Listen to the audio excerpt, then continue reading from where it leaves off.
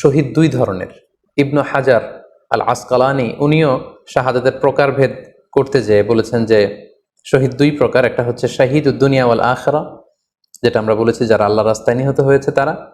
আরেকটা হচ্ছে শাহিদুল আখরা, যারা দুনিয়াতে আল্লাহর রাস্তায় নিহত হয়নি কিন্তু পরকালে তারা শাহাদাতের মর্যাদা লাভে ধন্য হবে। প্রথম প্রকার হচ্ছে শাহিদুদ দুনিয়া ওয়াল আখরা, যেটাকে আমরা বলি শাহাদাতে হাকিকি, মানে প্রকৃত শহীদ। এরাই হচ্ছে মূলত শহীদ। এদেরকে আল্লাহ তাআলা মৃত বলতে নিষেধ করেছেন। আল্লাহ তাআলা বলেছেন, ওয়ালা তাকুলু লিমান ইউকতালু ফি সাবিলিল্লাহি আমওয়াত বাল আহইয়া ওয়ালাকিন লা তাশউরুন। যারা আল্লাহর রাস্তায় জীবন দিয়ে নিহত হয়েছে তাদেরকে তোমরা মৃত বলো না, বরং তারা জীবিত।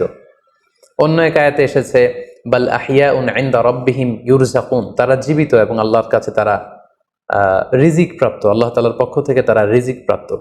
তাদের মর্যাদা আল্লাহ তাআলার কাছে এত বেশি যে তাদেরকে নিহত হওয়ার পরে কোনো জানাজার আগে গোসল দিতে হয় না, তাদের রক্তাক্ত দেহটাকেই সরাসরি জানাজার পরে দাফন করে দিতে হয়, কেননা সেই ঝরঝরে রক্ত নিয়ে তারা সেদিন কিয়ামতের দিবসে আল্লাহ তাআলার দরবারে তারা হাজির হয়ে যাবে। এবং আমরা যদি কোরআনের দিকে তাকাই, কোরআন আমাদেরকে জানিয়েছে আনা আমাল্লাহু আলাইহিম মিনান নাবিয়িন ওয়াস সিদ্দিকিন ওয়াশ শুহাদাই ওয়াস সালিহিন, মানে সবচেয়ে শ্রেষ্ঠ তাবাকা বা দারাজা হচ্ছে নবীদের দারাজা, নবীদের পরে হচ্ছে সিদ্দিকিনদের দারাজা, এবং সিদ্দিকিনদের পরেই যাদের মর্যাদা আল্লাহ তাআলার কাছে সবচাইতে বেশি তারা হচ্ছে শুহাদা। এজন্য প্রতিটি মুমিনের জীবনের আকাঙ্ক্ষা বা তামান্না থাকা উচিত তারা যেন শাহাদাতের মৃত্যু আল্লাহ তাআলার কাছে কামনা করে। এবং আমরা যদি সাহাবাদের জীবনের দিকে তাকাই তাহলে দেখবো ওনারা সবসময় আল্লাহ তাআলার কাছে শাহাদাতের মৃত্যু কামনা করতেন। সাইয়েদনা ওমর ফারুক রাদিয়াল্লাহু তাআলা আনহু আল্লাহ তাআলার কাছে সবসময় শাহাদাতের মৃত্যু চাইতেন। সহিহ বুখারীর বর্ণনায় এসছে ওমর ফারুক রাদিয়াল্লাহু তাআলা আনহু দোয়া করতেন আর বলতেন, আল্লাহুম্মা রযুকনি শাহাদাতান ফি সাবিলিক ওয়াজআল মাউতি ফি বালাদি রাসূলিক, মানে হে আল্লাহ আপনি আমাকে শাহাদাতের মৃত্যু নসিব করুন এবং আপনার প্রিয় হাবিবের এই শহর মদিনা শহরে আমার মৃত্যু আপনি নসিব করুন। এবং আমরা যদি ওমর ফারুকের জীবনের দিকে তাকাই তাহলে আমরা দেখব যে উনি শহীদি মৃত্যু লাভ করেছিলেন। We know that shaheed, as per the Quran and the Hadith, are those Muslims who die in the battlefield fighting for the cause of Islam. So these people are called as shaheed. But there are various hadith we find in Sahih Hadith, in Bukhari, in Muslim and other hadith that the Prophet, peace be upon him, said that even those people on whom a house collapses are called as shaheed. Those people that drown are called shaheed.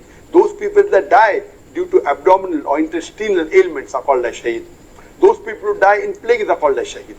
So there are various different types of shaheed. But broadly, you can classify shaheed into two types. One is shaheed, those who die in the battlefield fighting for the cause of Islam.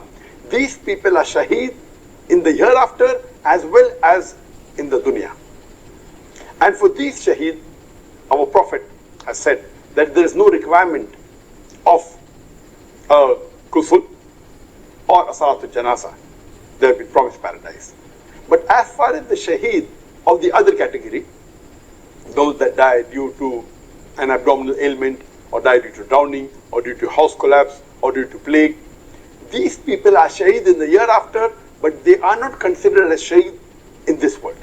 That's the reason for them, like any other Muslim who dies, there has to be a ghusl, there has to be a salatul janazah, a prayer or funeral. And scholars say that those Muslims who die fighting for a just cause or who are killed unjustly are also shaheed in the hereafter. So these Bangladeshi students, if they are fighting for a just cause and if they have been killed unjustly, then definitely these people who have been killed in the protest are shaheed. And we know even the people of Palestine who have been killed, of course they are shaheed. But surely for these shaheed, the people in Bangladesh who are students who have been killed in the protest, they are considered shaheed in the hereafter. But as far as the dunya is concerned, there is ghusl for them and also a salatul janazah, the funeral prayer.